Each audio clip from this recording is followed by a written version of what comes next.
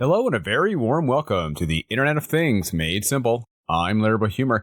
This is mini episode 28, and I thank you very much for joining us. Welcome aboard to any first-time listeners. Glad to help play a small part in your learning about the fun and interesting world that we call IoT. If you are new, I encourage you to check out our webpage, appropriately called the Internet of Things Made Simple.com, which has links to all of our podcasts. I think we have over 60 now. Some links to some ebooks, which cover topics and applications on IoT in a very interactive way, as well as being very visually beautiful. At least I think so anyways. I took a lot of time with them. It also has links to some of our many blog posts that I have written and much more.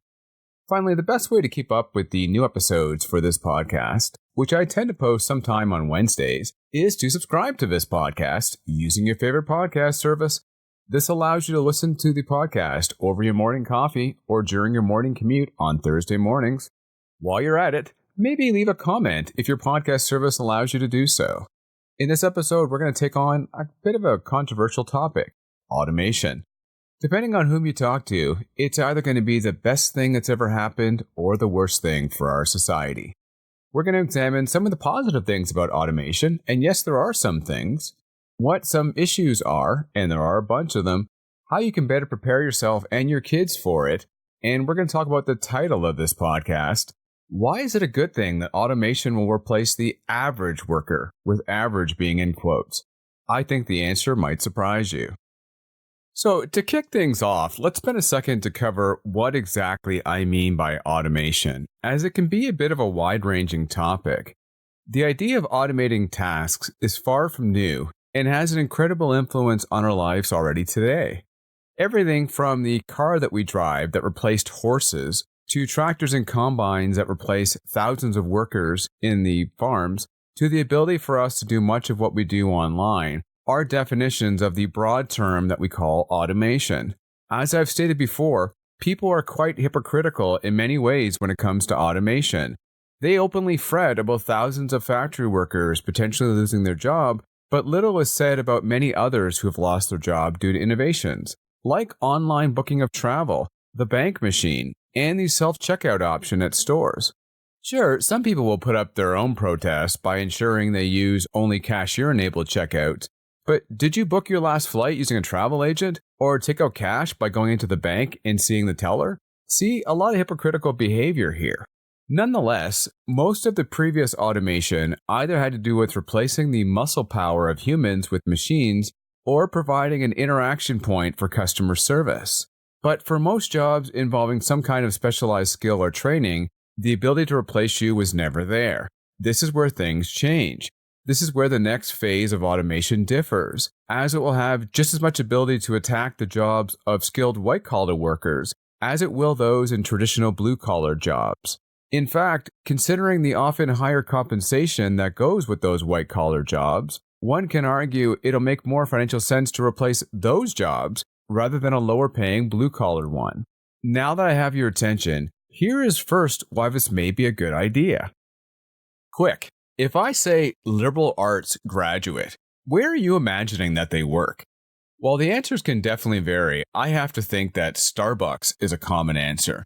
Not to make fun of those with liberal arts degrees, as there are many studies that are producing more graduates than we need, hence the stereotype of overeducated Starbucks baristas. However, we are not producing enough people in many key areas, like some of the trades, data scientists, some healthcare roles, and many more. When you factor in the upcoming retirement surge that will be caused by the baby boomers leaving the workforce, it's not hard to see that we're going to have some issues filling many key roles.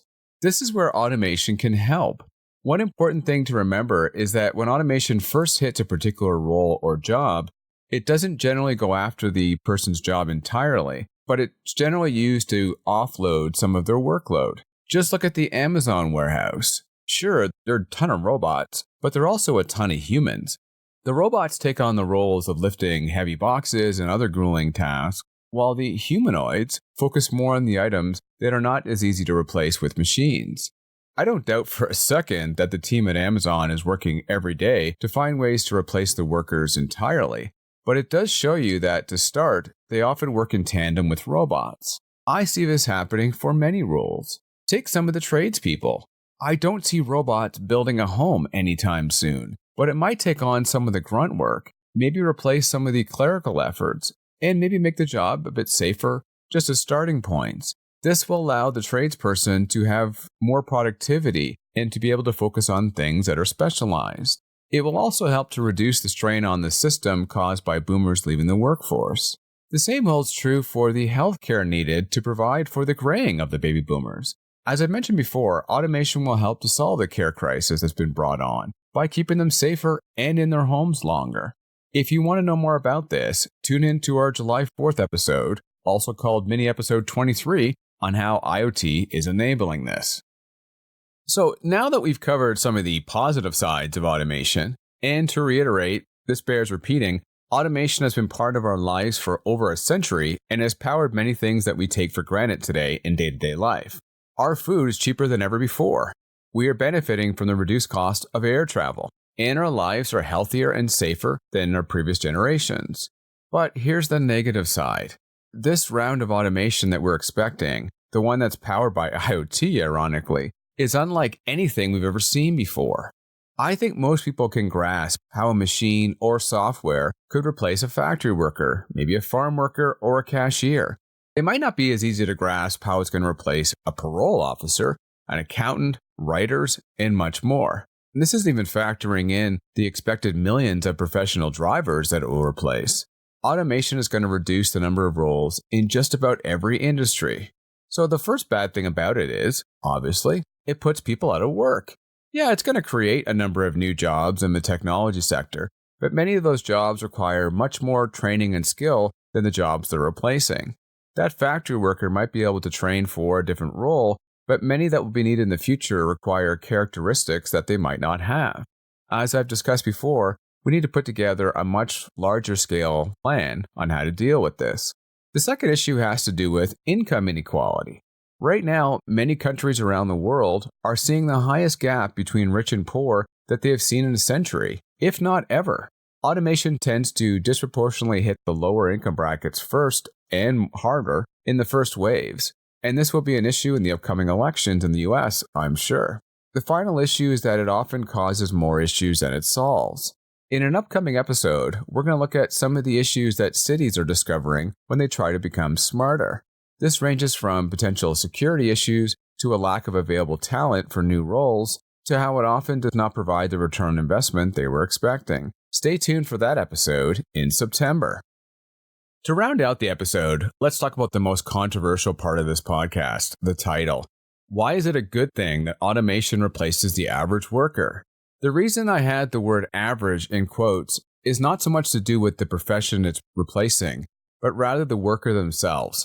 Here I'm talking about the word average in a more descriptive way, like he's an average plumber, she is an average teacher, that company does average accounting work. Let's face it, how many of us prefer to have average work done? No one goes out of their way to find an average surgeon if their life depends on it. If you're on trial for a murder, who spends their life savings on an average lawyer? You get the absolute best that you can. In many cases in life, the person doing the work does it at an average level because they're not happy with their work. Take the case of somebody working in retail. It takes about 5 seconds to spot someone who enjoys their job versus someone who does not. The happy employee goes above and beyond, which provides a much better experience and likely a more profitable store for the owner, while the average employee spends a lot of time avoiding work. I think it's a good thing that automation replaces the average worker, as they're likely better off doing something else. If it is the case of a company doing average work, I think it's a good thing. Automation will force them to get better. They're going to have to learn to offer better service and to find ways to differentiate themselves. You might add, that's great, but millions of people don't have the choice of where they work, and that's a very fair statement. However, the idea of automation is to take over roles that are mundane, routine-oriented, and often based on previous decisions and data. We need to change the training of our students and our workers to reflect the roles of the future. These include things like more teamwork, increased levels of creativity, personal interaction, and much more. These are roles that will survive and thrive in the new world. Finally, we need to get people out of the jobs that they don't want and fund training and initiatives to move people into the jobs of the future. Of course, this is going to cost money, but there is money out there if we choose to look for it. Thanks again for listening to this podcast. As always, I'd love to hear from you. The best place to start is our Facebook page, surprisingly called The Internet of Things Made Simple. There's some great links to material there and some other things that we've done. If I'm personally connected to you on LinkedIn, that's a good place as well. Drop me a message through that service. And if I'm personally connected to you, drop me an old-fashioned email or text. Thanks as always for listening. I'm Larry Boy Humor. Take care.